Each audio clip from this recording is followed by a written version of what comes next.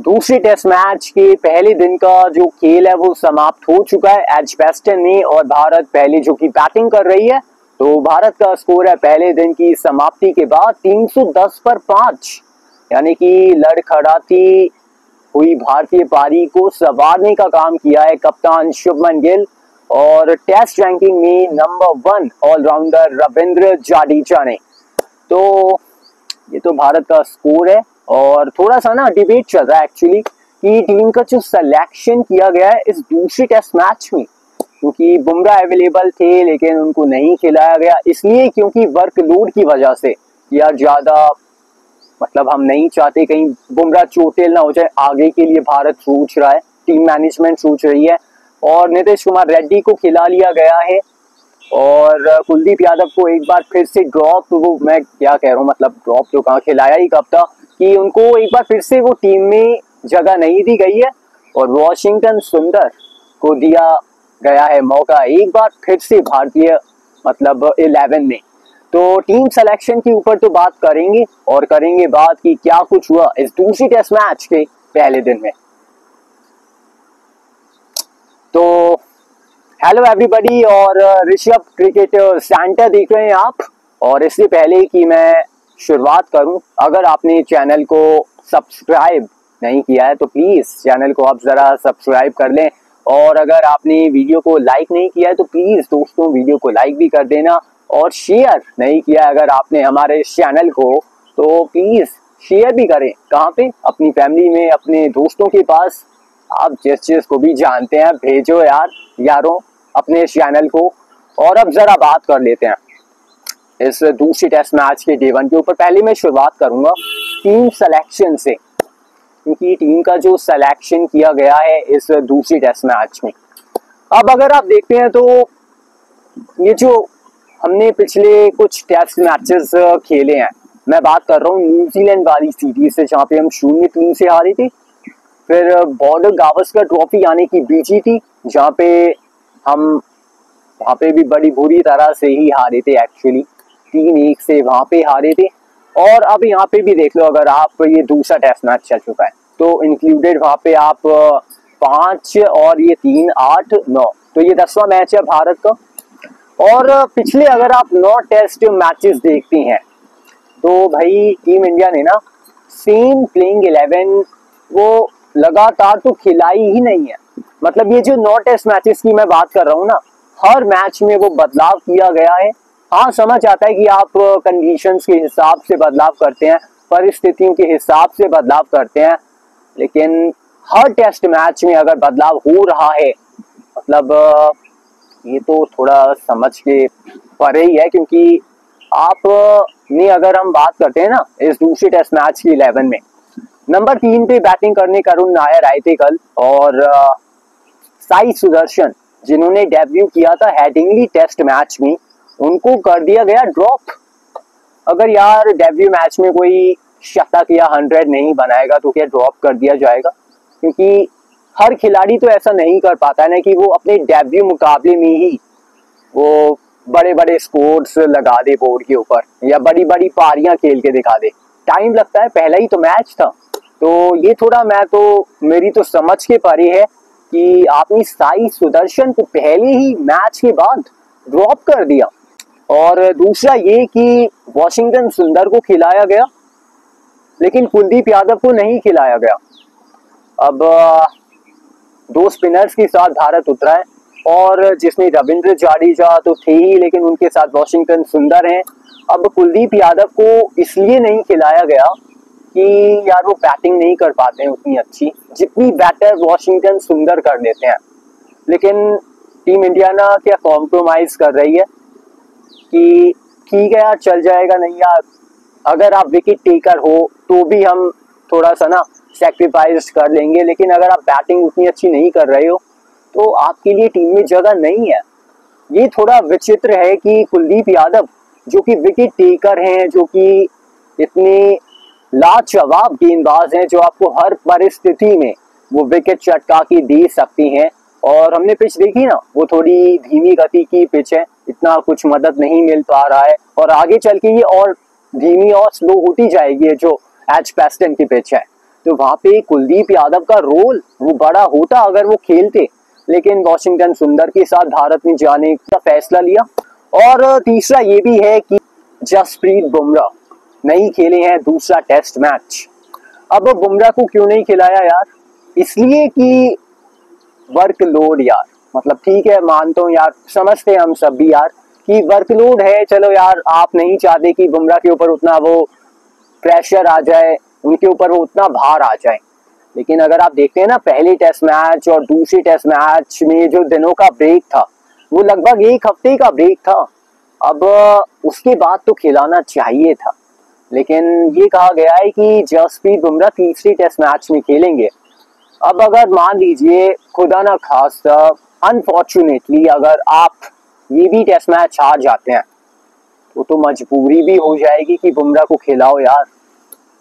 लेकिन अगर आपने उन्हें इस टेस्ट मैच में उतारा होता और अगर आप 1-1 की बराबरी के साथ लॉर्ड्स पहुंचते तो कितनी खुशी होती और कितना बेटर होता। भी खैर रिजल्ट आया नहीं है, मैं वैसे अनुमान लगा रहा हूँ कि अगर ऐसा हो जाए वैसा हो जाए, लेकिन बुमराह को तो खिलाना चाहिए था इस टेस्ट मैच में। और इसमें बुमराह का भी रोल होगा कि उनसे भी तो पूछा गया होगा कि यार ऐसे है ये बात है, लेकिन मैं मानता हूँ कि यार बुमराह को तो खेलना चाहिए था। दूसरा टेस्ट मैच वो अवेलेबल भी थी, लेकिन यहाँ पे टीम मैनेजमेंट ने कहा कि नहीं यार हम नहीं खिला रहे बुमराह को, थोड़ा और रेस्ट करने दो, तीसरे टेस्ट मैच में लेके आएंगे। तो ये थोड़ा ना टीम सिलेक्शन के ऊपर चर्चा है, थोड़ा डिबेट है कि यार ये टीम कैसी चुनी गई है। क्योंकि अगर आप देखते हैं कि ये जो टीम सिलेक्शन हुआ है ये लगातार हमने देखा था बॉर्डर गावस्कर ट्रॉफी में, जो अभी पिछली हमारी टेस्ट श्रृंखला थी उसमें भी भारत ने ना नंबर 8-9 तक बैटिंग वो रखी थी, लेकिन रिजल्ट क्या आया था कि भारत मैचेस हार रहा था। वो गेंदबाजी कमजोर साफ तौर पे झलक रही थी।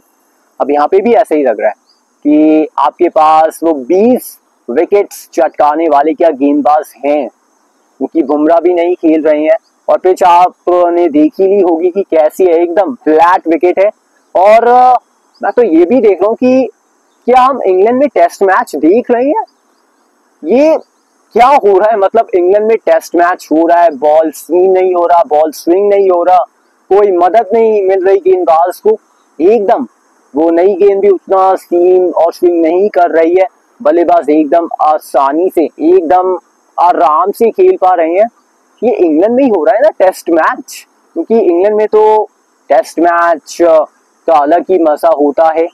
और इंग्लैंड में तो टेस्ट मैच में हम देखते हैं तो वहां तो गेंद मूव भी बहुत ज्यादा होती है, लेकिन ये थोड़ा है। लेकिन अब जरा अगर मैच के बारे में बात करते हैं, टॉस जीता वैसे इंग्लैंड की कप्तान ने यानी कि बेन स्टोक्स ने, और उन्होंने कहा कि हम एक बार फिर से गेंदबाजी करना चाहेंगे, यानी कि हम एक बार फिर से रन चेज करना चाहेंगे और भारत की आ जाती है एक बार फिर से बल्लेबाजी इस दूसरे टेस्ट मैच में।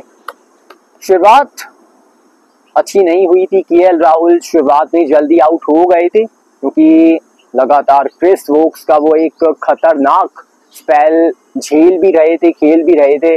अनफॉर्चुनेटली वो डिसमिसल था केएल राहुल का। करुण नायर बहुत अच्छे दिख रहे थे, बहुत शानदार बैटिंग कर रहे थे, लेकिन 31 ही रन बनाकर वो भी आउट हो जाते हैं। स्टार्ट मिला था हेडिंगली की दूसरी पारी में जब भारत ने बैटिंग करी थी, स्टार्ट मिला यहाँ पे भी, लेकिन वो बड़ी पारी नहीं खेल पाए हैं करुण नायर, लेकिन अच्छे टच में और अच्छे फॉर्म में नजर आए हैं करुण नायर। लेकिन बड़ी पारी का अब भी इंतजार है करुण नायर के द्वारा अंतर्राष्ट्रीय स्तर पे भारत के लिए। और फिर आप देखते हैं भारत परेशानी में था क्योंकि पहले सेशन में 98 रन बनाए थे भारत ने, लेकिन 2 विकेट भी गंवा दिए थे। लेकिन रनों के लिहाज से भारत कहेगा कि यार अच्छा सेशन था हमारे लिए।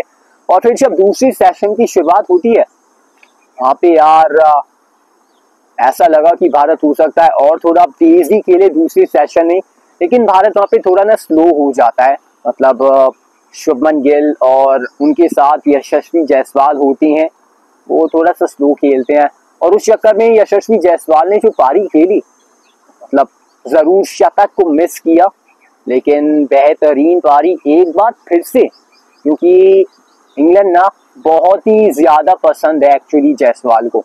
जब इंग्लैंड भारत के दौरे पे आई थी तब तो बवाल ही मतलब धमाल ही मचा दिया था। और यहाँ पे भी बेमिसाल पारी खेली है यशस्वी जायसवाल ने, 87 रन बनाए और क्या खूब रन बनाए। अनफॉर्चुनेटली शतक को मिस कर बैठे, तो थोड़ा सा सॉफ्ट डिसमिसल में कहूंगा।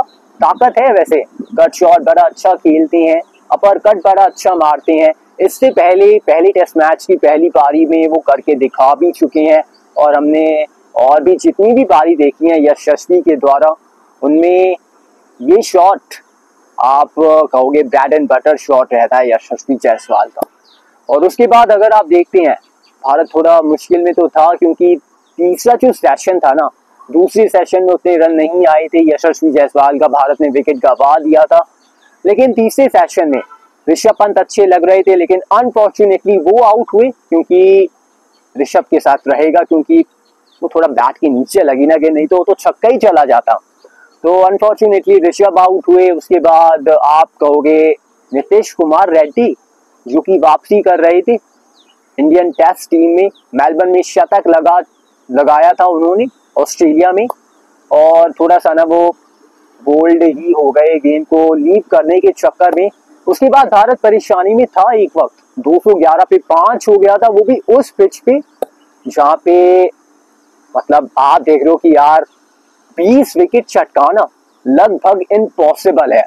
और उस पिच पे जब 211 पर अगर आप 5 कर दें एक टीम को, तो आप कहोगे ये बहुत ही शानदार खेल है इंग्लैंड की तरफ से। और वहां से जो पार्टनरशिप की रचना हुई रविंद्र जडेजा और शुभमन गिल के बीच, वो कमाल की पार्टनरशिप। शुभमन गिल का शतक आया, और एक वक्त शुभमन गिल थोड़ा सा स्ट्रगल कर रहे थे, परेशान हो रहे थे क्रिस वोक्स जब उस खतरनाक स्पेल में थे। वो बार बार परेशान कर तो रहे थे, लेकिन जैसे ही उस स्पेल को निकाला, उसके बाद जिस तरीके से इस शतक की रचना करी, इस पारी की रचना करी, वो भाई शानदार है। शुभमन गिल ने लगा दिया है एक और शतक, मतलब दूसरा इस सीरीज में उनके लिए, और उनका साथ उन्हें मिला है रविंद्र जडेजा के रूप में, जो कि 41 पे अभी भी नाबाद है। भारत का स्कोर पहले दिन के स्टंप्स तक 310 पर 5, जिसमें शुभमन गिल शतक लगाकर नाबाद हैं, बैटिंग कर रहे हैं, और रविंद्र जडेजा भी अर्धशतक से महज अब 9 ही रन दूर हैं। तो इंग्लैंड की अगर हम गेंदबाजी पे भी अगर फोकस करते हैं, क्रिस वोक्स, सीरीज से पहले भी बात करी थी मैंने कि यही एक सीनियर गेंदबाज हैं इंग्लैंड के लिए, जो भारत के लिए मुश्किल पैदा कर सकती हैं और खतरनाक साबित हो सकते हैं भारत के लिए। पहले टेस्ट मैच में भले ही ना हुए हूँ, उस रिदम में पहली टेस्ट मैच में नजर ना आई हूँ, लेकिन इस दूसरी टेस्ट मैच में जिस तरीके से गेंदबाजी करी, केएल राहुल को तंग किया, करुण नायर को परेशान किया, शुभमन गिल का इम्तिहान लिया। जरूर आप देखेंगे विकेट कॉलम में महज 2 ही विकेट चटका पाए हैं, लेकिन गेंदबाजी बड़ी खतरनाक थी यार क्रिस वोक्स की। जॉस टंग, और यहाँ पे अब आप देखते हैं ब्राइडन कर्स, तो ये उतना इफेक्ट तो नहीं डाल पाए, लेकिन बेन स्टोक्स ने यशस्वी जायसवाल को आउट किया ना।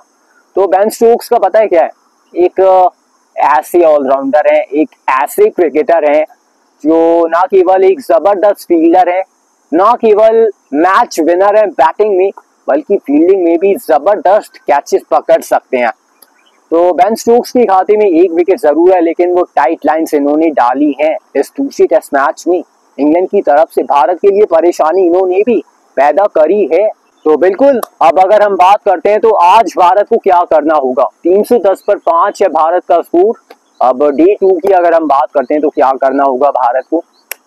यहाँ से देखो यार, आपके पास बैटिंग है, डेप्थ है आपके पास बैटिंग में। इसके बाद वॉशिंगटन सुंदर को आना है, आकाशदीप भी बैटिंग कर लेते हैं, मोहम्मद सिराज से भी हम उम्मीद तो करेंगे कि वो भी कुछ रन्स बनाए, लेकिन दारोमदार जिम्मेदारी रिस्पॉन्सिबिलिटी रहने वाली है रविंद्र जडेजा और शुभमन गिल के कंधे पे। क्योंकि अगर भारत को पहुंचना है मतलब 500 तक, क्योंकि हम तो बात ही कर रहे हैं कि यार 500, 550, 600 रन तो बनाने पड़ेंगे। अगर भारत वहां तक पहुंच जाता है तो भारत सेफ हो जाएगा, और वहां तक पहुंचना भी जरूरी होगा। लेकिन उसके लिए ना आज के दिन का पहला घंटा महत्वपूर्ण होने वाला है, क्योंकि दूसरी नई गेंद को थोड़ा सा झेलना पड़ेगा।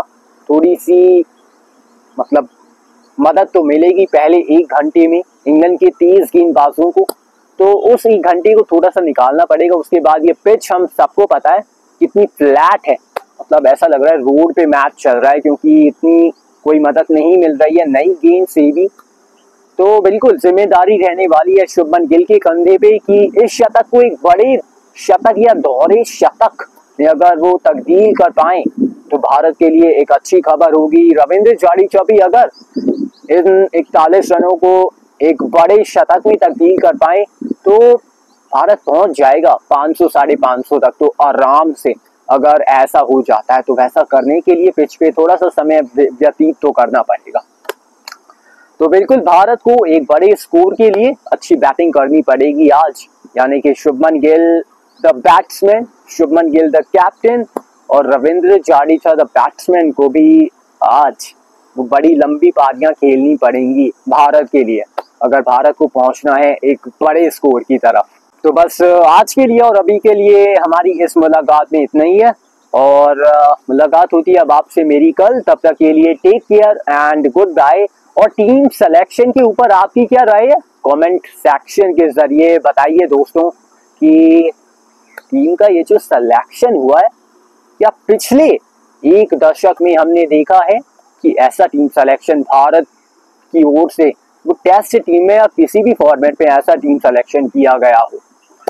तो बिल्कुल ये डिबेट चलती रहेगी, और अब मुलाकात आपसे कल दोपहर 1 बजे होने वाली है।